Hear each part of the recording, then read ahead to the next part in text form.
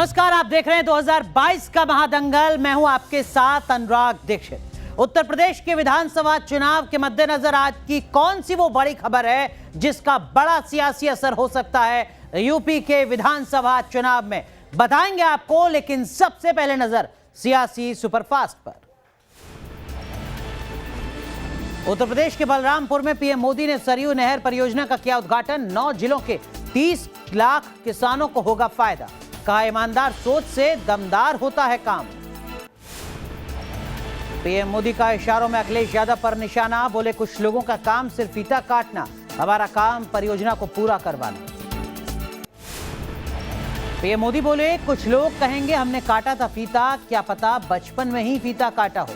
5 दशक से ज्यादा काम 5 साल में पूरे हुए।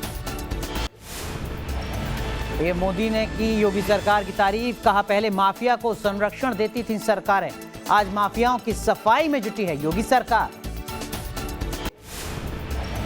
पीएम मोदी ने कहा, सरयू प्रोजेक्ट से किसानों को लाभ, किसानों को पानी की कमी नहीं होने देंगे। जब सोच ईमानदार तो काम दमदार।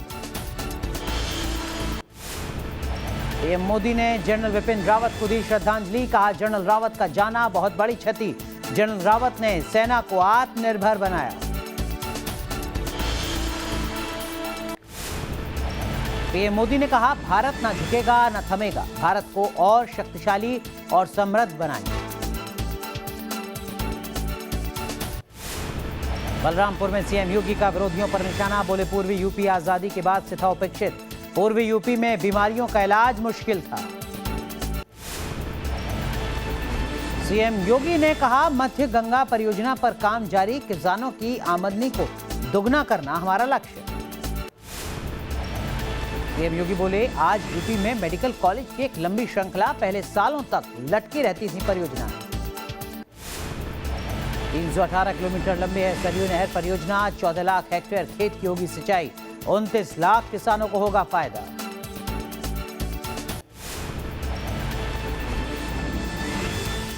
सरयू नहर परियोजना से पूर्वी यूपी के 9 जिलों को फायदा। बहराइच, श्रावस्ती, गोरखपुर को होगा फायदा।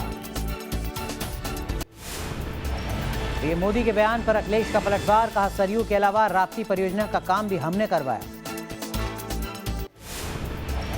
मेरठ में जेपी नड्डा के बूथ अध्यक्षों के सम्मेलन को किया संबोधित। कहा, प्रजातंत्र की पार्टी है बीजेपी, कांग्रेस एसपी पर कसा तंज। मेरठ में समाजवादी पार्टी पर बरसे स्वतंत्र देव सिंह। कहा, गुंडागर्दी की वजह से एसपी को पसंद नहीं करते लोग। 2022 में 300 से ज्यादा सीटें जीतने का किया दावा। 13 दिसंबर को पीएम मोदी काशी विश्वनाथ धाम का करेंगे लोकार्पण। क्रूज पर पीएम मोदी की अगवानी करेंगे 12 राज्यों के मुख्यमंत्री। पीएम मोदी के दौरे से पहले जगमगाई शिवनगरी, मौके को खास बनाने के लिए तैयारियां जोरों पर। काशी विश्वनाथ कॉरिडोर के लोकार्पण की तैयारियां जोरों पर। 7 लाख घरों में बांटे जाएंगे 25 लाख लड्डू। 14,000 किलो बेसन और 7,000 किलो चीनी का इस्तेमाल। 600 लोग लड्डू बनाने में जुटे।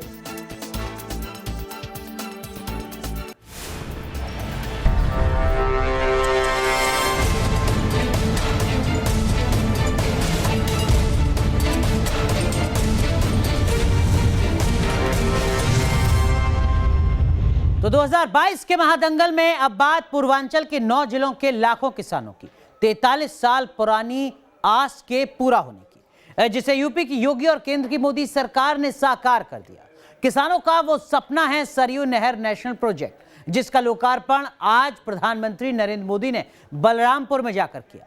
पूर्वांचल के किसानों को पीएम मोदी से मिली सरयू प्रोजेक्ट की सौगात यूपी की सियासी महाभारत में कैसे एक मास्टर स्ट्रोक साबित हो सकती है, उसे समझने के लिए यह रिपोर्ट देखिए।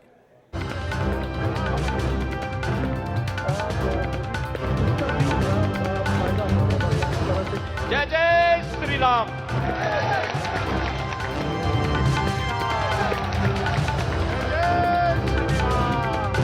भारत माता की, भारत माता की।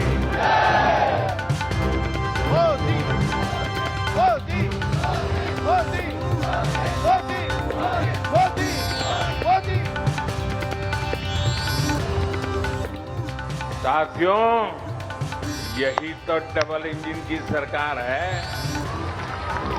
यही तो डबल इंजन सरकार के काम का रफ्तार है। भारत रुकेगा नहीं, भारत थमेगा नहीं। 43 साल बाद आखिरकार यूपी के लाखों किसानों की आस पूरी हुई और सरयू नहर नेशनल प्रोजेक्ट का उद्घाटन हो गया। सरयू नहर नेशनल प्रोजेक्ट के बहराइच, श्रावस्ती, बलरामपुर, गोंडा, बस्ती, सिद्धार्थनगर, संत कबीर नगर, महाराजगंज और गोरखपुर को जोड़ा जाएगा। सरयू नहर राष्ट्रीय परियोजना का पूरा होना इस बात का सबूत है कि जब सोच ईमानदार होती है तो काम भी दमदार होता है।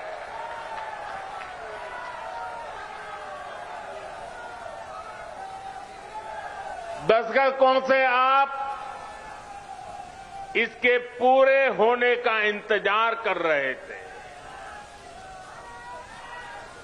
घाघरा, सरयू, राप्ती, बाणगंगा और रोहिणी की जल शक्ति अब इस क्षेत्र में समृद्धि का नया दौर लेकर आने वाली है। यूपी विधानसभा चुनाव से पहले ये पीएम की तरफ से बड़ा तोहफा है। सरयू नहर प्रोजेक्ट पूर्वांचल में बाढ़ और सूखे की समस्या से निपटने में मददगार साबित हो सकती है। 1972 में सरयू नहर नेशनल प्रोजेक्ट का ड्राफ्ट बना था और 1978 में इंदिरा गांधी के कार्यकाल में इसका काम बहराइच जिले से शुरू हुआ। तब इसके लिए बजट 79 करोड़ रुपए रखा गया था। 1982 में बलरामपुर सहित 9 जिलों को इस परियोजना से जोड़ा गया। सरकारें बदलती गईं, लेकिन 2017 तक केवल 52% ही काम हो सका। योगी सरकार के 4.5 साल में बाकी बचे 48% काम को पूरा कर लिया गया। इसलिए इस खास मौके पर सीएम योगी से लेकर प्रधानमंत्री मोदी ने यूपी की पिछली सरकारों पर तंज भी कसा। आज से करीब 50 साल पहले इस पर काम शुरू हुआ था। आप सोचिए 50 साल के बाद आज इसका काम पूरा हो रहा है।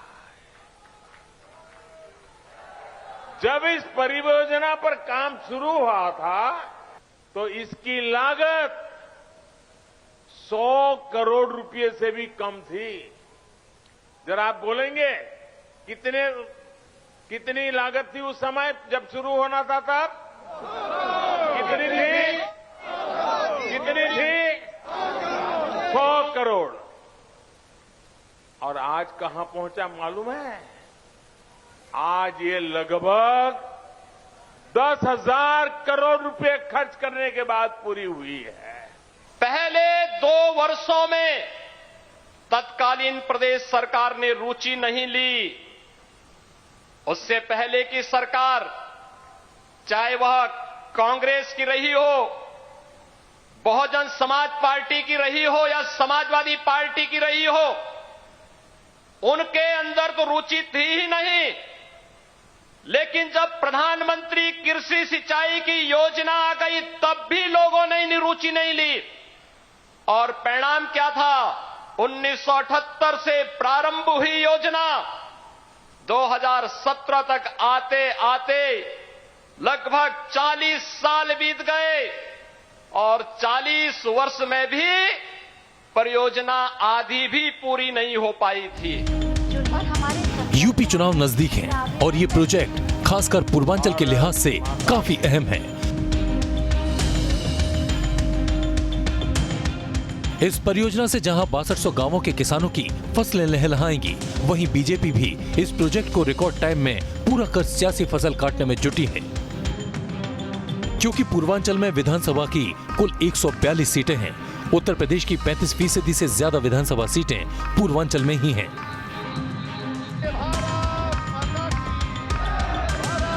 जाहिर है इस परियोजना को भी चुनावी कसौटी पर कसा जाएगा।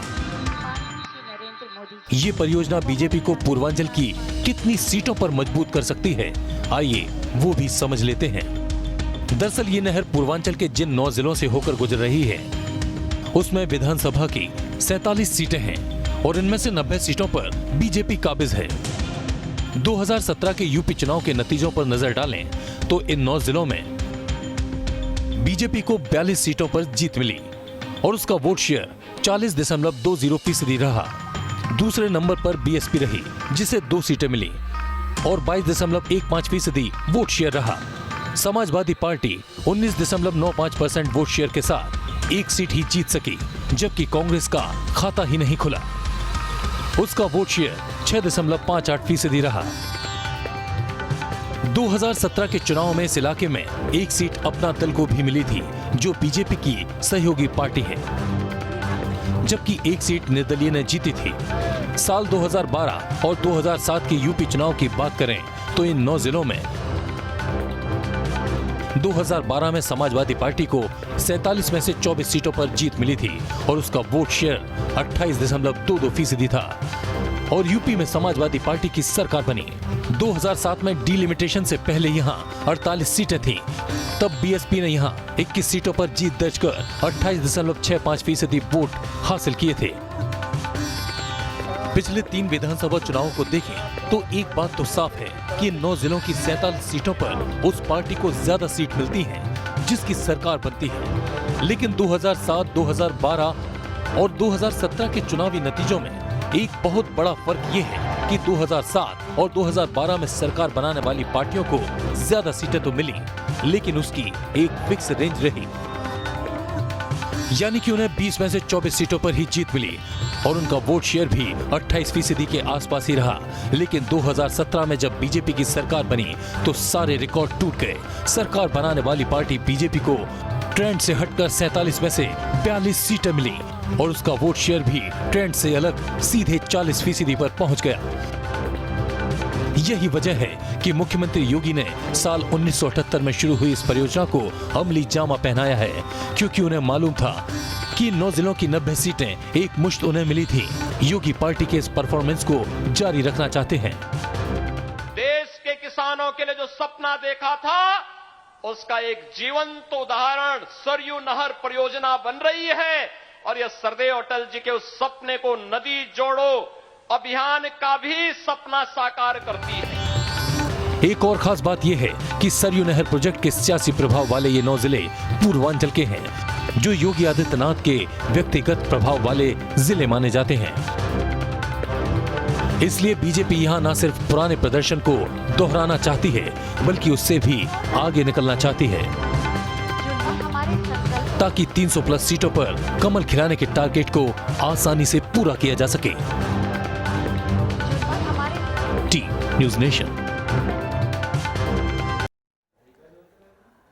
तो सरयू प्रोजेक्ट के उद्घाटन के बाद इसका श्रेय लेने की होड़ शुरू हो चुकी है। समाजवादी पार्टी के अध्यक्ष अखिलेश यादव ने कहा है कि इस प्रोजेक्ट का 3/4 काम समाजवादी पार्टी की पिछली सरकार में ही पूरा हो गया था। अखिलेश के इन दावों पर प्रधानमंत्री नरेंद्र मोदी ने तंज कसा और कहा कि उनका काम फीता काटना है और हमारा काम परियोजनाओं को पूरा करना है। देखिए, अभी तक जो उद्घाटन हुए हैं, ये शिलान्यास का शिलान्यास हुआ है, उद्घाटन का उद्घाटन हुआ है। इसलिए समाजवादी पार्टी ने कहा है कि ये सरकार ऐसी है जो नाम बदलने वाली है, रंग बदलने वाली है और फीता लखनऊ से, दिल्ली से कैंची और उद्घाटन हो रहा है लगातार। जब मैं आज दिल्ली से चला तो सुबह से मैं इंतजार कर रहा था कि कब कोई आएगा कहेगा कि मोदी जी इस योजना का फीता तो हमने काटा था, ये योजना तो हमने शुरू की थी।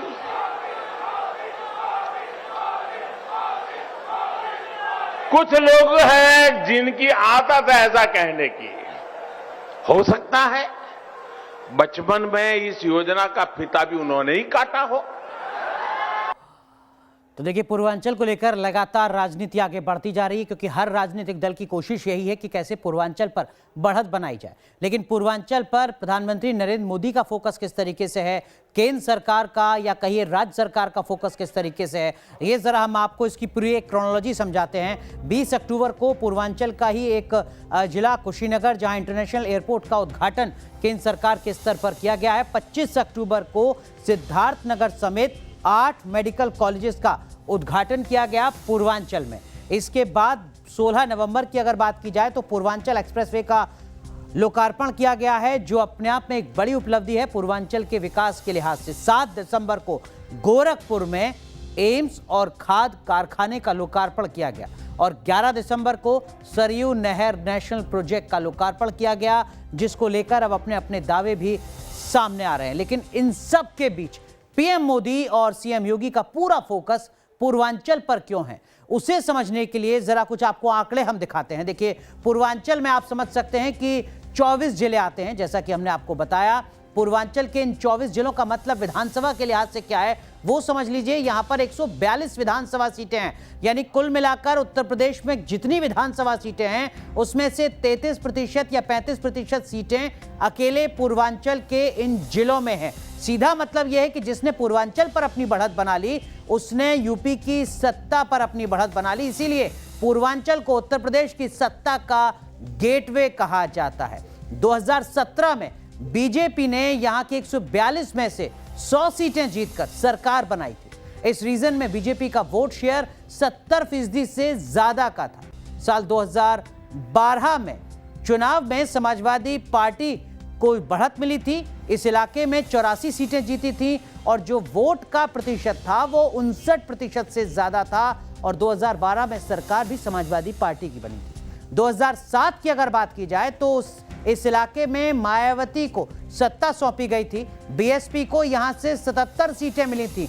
पूर्वांचल में बीएसपी का वोट शेयर 54% से ज्यादा रहा था। 2007 में सूबे की मुखिया मायावती बनी थी। सीधा मतलब यह है कि 2007, 2012, 2017 जो भी विधानसभा चुनाव पिछले 3 रहे हैं, जिसने पूर्वांचल में बढ़त बनाई है, यूपी की सत्ता पर वही काबिज होगा, ये लगभग तय माना जाता रहा है। पीएम मोदी ने बलरामपुर में चुनावी रैली को संबोधित किया तो बीजेपी अध्यक्ष जेपी नड्डा ने मेरठ में करीब 25,000 बूथ अध्यक्षों को चुनावी जीत मंत्र दिया, ताकि पश्चिमी उत्तर प्रदेश को फतेह कर बीजेपी के मिशन 300+ के टारगेट को पूरा किया जा सके।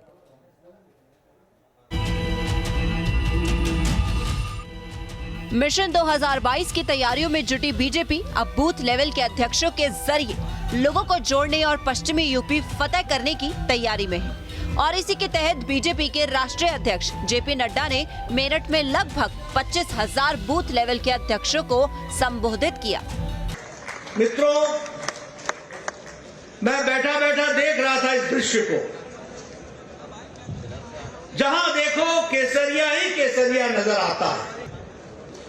मैं यह भी सोच रहा था कि भारतीय जनता पार्टी का विस्तार और विकास समय के साथ कैसा हो गया है, जहां अन्य राजनीतिक दलों की